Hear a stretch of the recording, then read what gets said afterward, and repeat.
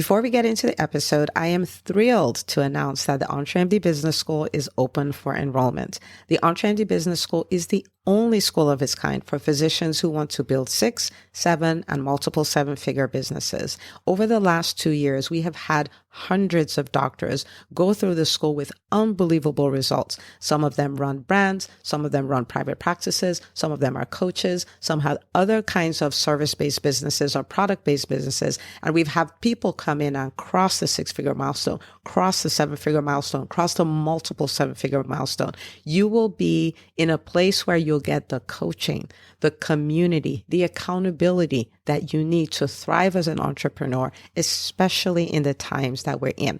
So maybe you've been following me for a while. Maybe you've been getting so much out of the EntreMD podcast and you've been wondering, how can I work with Dr. Una and the community more? Well, this is your chance. Come join us in the EntreMD Business School. It is application only. So go to entremd.com/business to turn in your application. I cannot tell you how many doctors have made statements like this. I recovered my investment in the first week. I recovered my investment in my bank account in the first 90 days. This is the best investment I've made in myself ever.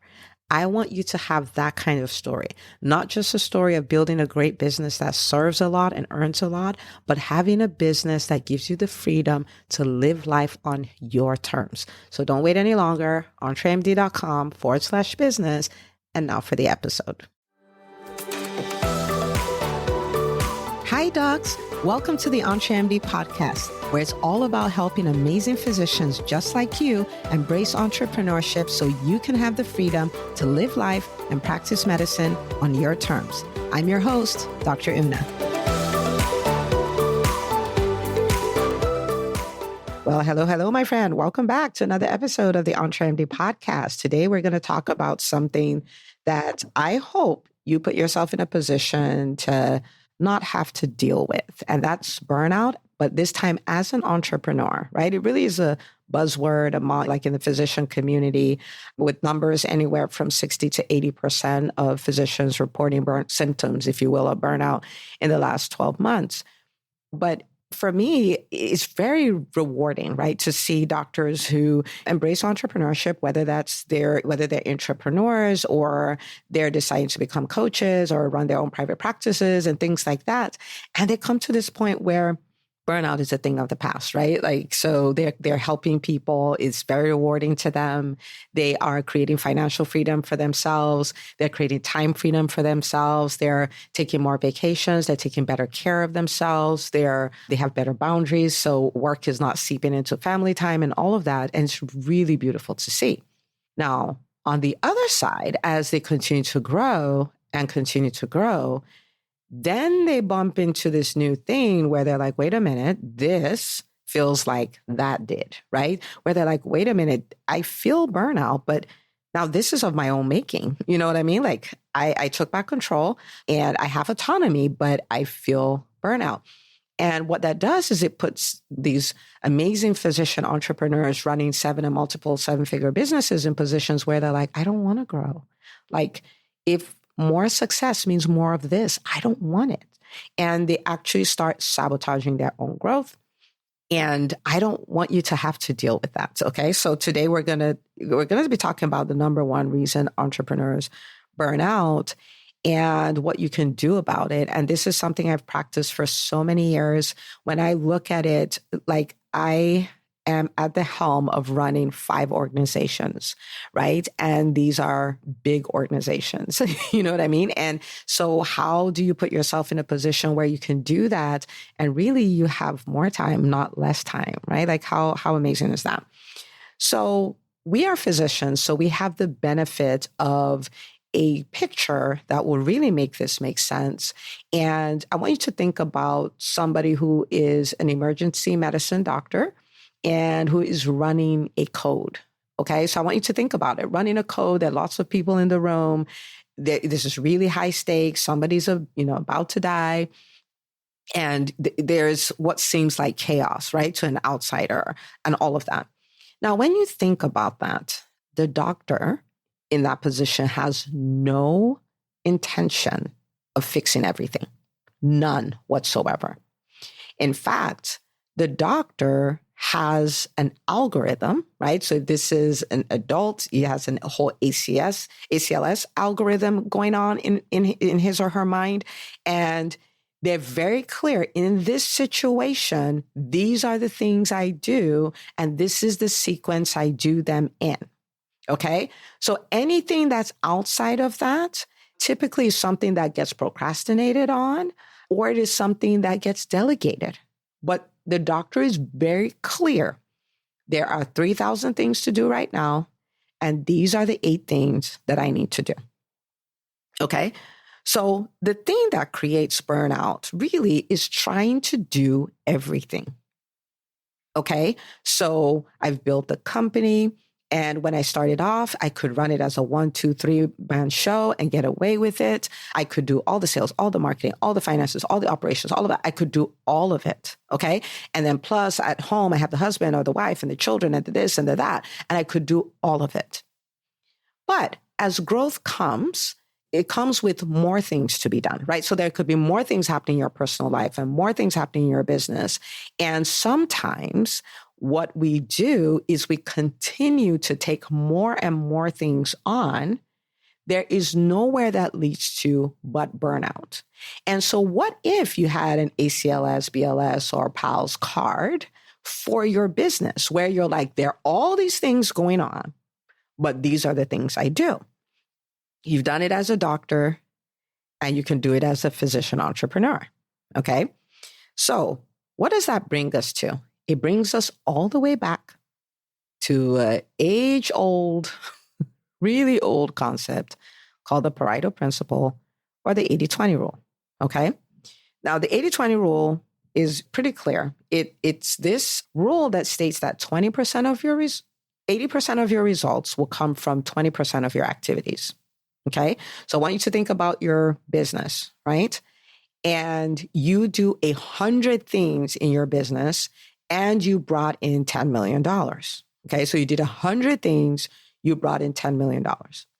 That rule states that of the 100 things you did, there are only 20 things that accounted for $8 million.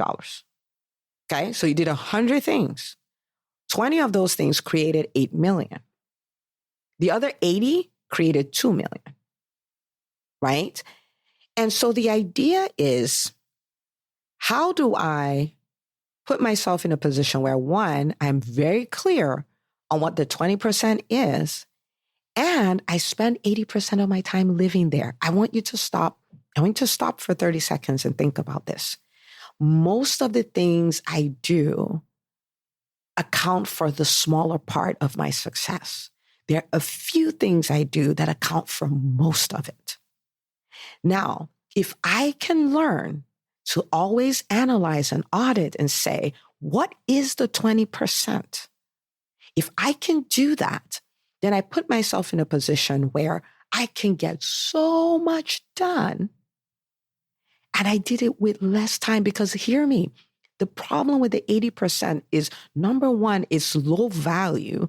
Now, that doesn't mean they don't have to be done at all. Maybe they have to be done, right? But maybe they could be done by somebody else. Some of them will need to be done by somebody else. Some of them may be done by you, but in 20% of your time. And maybe some of it just flat out needs to be deleted, right? But anyway, the problem with the 80% is, one, is low value, but two, is high volume. That's this is the problem. The problem is the 80% is 80 things, but it only gives you 2 million. But there are these 20 things that can give you 8 million. So why don't we do the 20% things twice and end up with 16 million? And we did it in 40% of the time. Do you see what I'm saying? So the 80% is the enemy. The 80% is the trap. The 80% is what creates burnout. The 80% is what creates mediocre results. The 80% is what creates overwhelm. The 80% is what creates paralysis. The better you get at identifying what the 80% is and either deleting it, delegating it, or doing it in less than 20% of your time, the better. And so I've been working on this concept for years. And for the next 12 months, I was like, you know what? I am going to live in the 20%. I am going to so aggressively filter my time, screen my time, that, I am living in the 20%. My business time is spent on my 20% activities. My family time is spent on my 20% activity. Like thinking in that way, this will change your life. Okay. All right. Now I want to give an example so I can try and bring this all the way home. Okay. Let's use an example. Let's say you want more clients or you want more patients. Like that's a goal that you have, right? What is the 20% there? Okay. So now I want to make this very clear. 20%, sometimes if you're like, what is that? Ask yourself, what are the things that I know are good for my business, but I procrastinate on the most? A lot of times that's your 20%, right? These are the things a lot of times we don't want to do. But now, when you think about more clients, people can say, oh yeah, I'll show up on social media. I'm going to do a direct mailer. I'm going to do ads. And there's nothing wrong with ads. Don't get me wrong. I have a lot of podcast episodes on this, but this is where people like to run to first. But at the end of the day, somebody saying yes comes from you asking them a question. Somebody saying yes to you working with them in some way, shape, or form comes from some kind of sales activity. Okay. And so your 20% is going to be selling. It's going to be selling, and it's going to be the things that support selling, not prepare for selling, but support selling. So let me give you an example.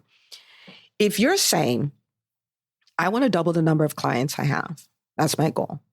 What you will not hear from me is, that's a ridiculous goal. I'm like, what? Let's do it. All right. What do you want to do to pull it off?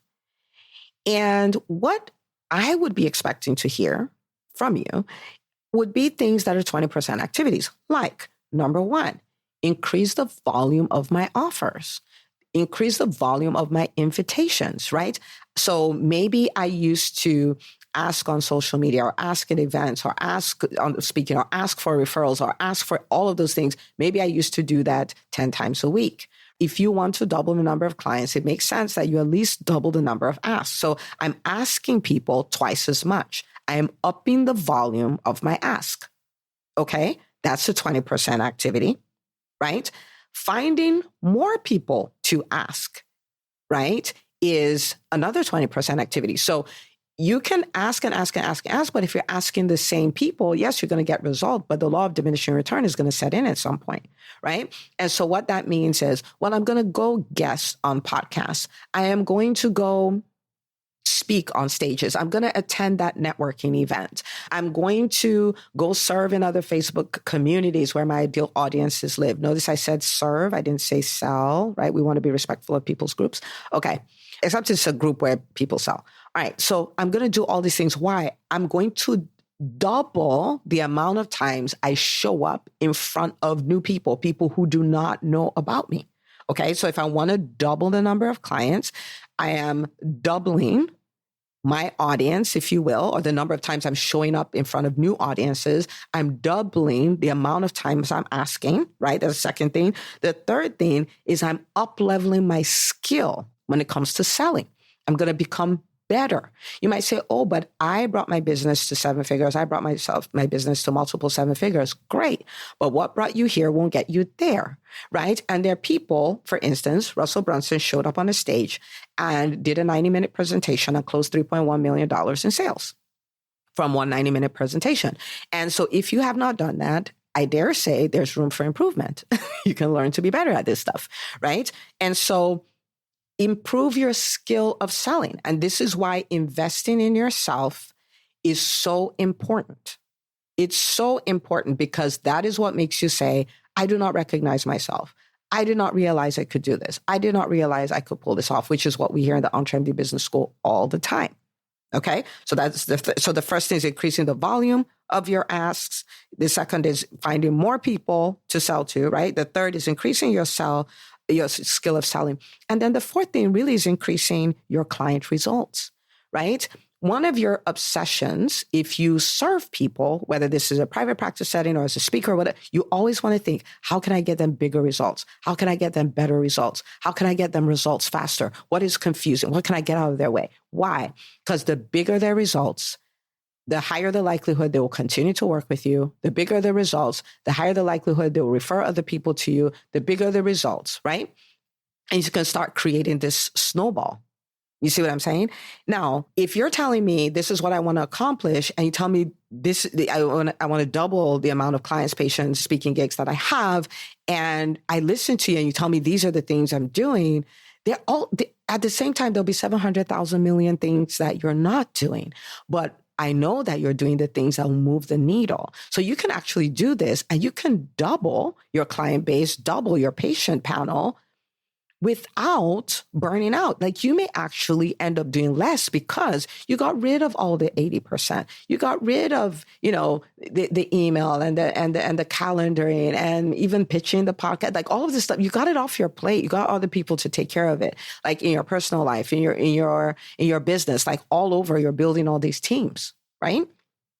So if you're going to take on more things, things have to come off. And if you're going to take on more things and you're going to get more done in less time, then the 80% just needs to go. It needs to go. If you can adopt this way of thinking, you become unstoppable. And you start having this life where things that take other people 5 years, you're getting it done in a year. You're getting it done in 6 months, right? And the more you do it, the better you get at it. It will change your life forever. So this is my homework for you, right? I want you to do an audit. Like look at your calendar from the last month or things like that and go like, okay, what are the things that are actually moving the needle in my business? How am I using my time? How much time am I spending on the 20%? How much time am I spending on the 80%, right?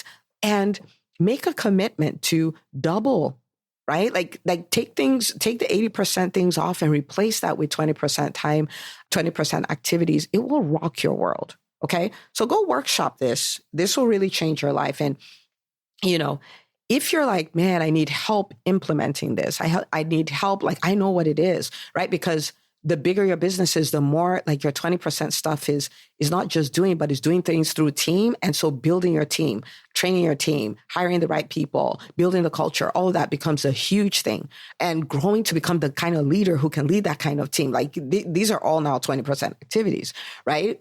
If you need help with that in any stage of that, understand that we have something for you. Okay. And so if you need help implementing that, reach out to my team, entremd.com/call. That's entremd.com/call. We're happy to help you, happy to support you on that journey.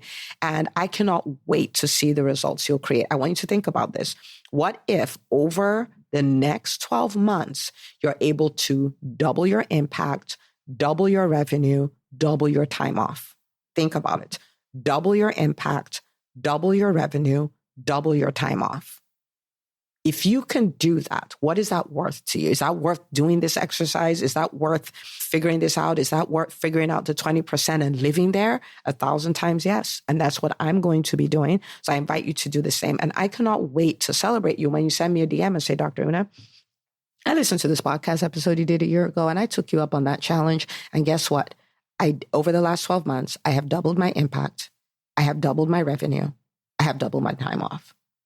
And that would be so amazing. Okay. All right. So go do it. And this episode, share it with the doctors in your world. Share it on your social media. Tag us, #EntreMD. Tell me what resonated with you the most. Let's make this a conversation. I'll see you on social media and back here on the next episode of the EntreMD podcast. Hey, if you love listening to the EntreMD podcast, I want to invite you to join EntreMD On Demand. It is my signature subscription program that gives you access to a library of business courses designed to help you do one thing as a physician entrepreneur, and that is to thrive. Just head out to entremd.com/on-demand, and I'd love to have you join us. See you on the inside.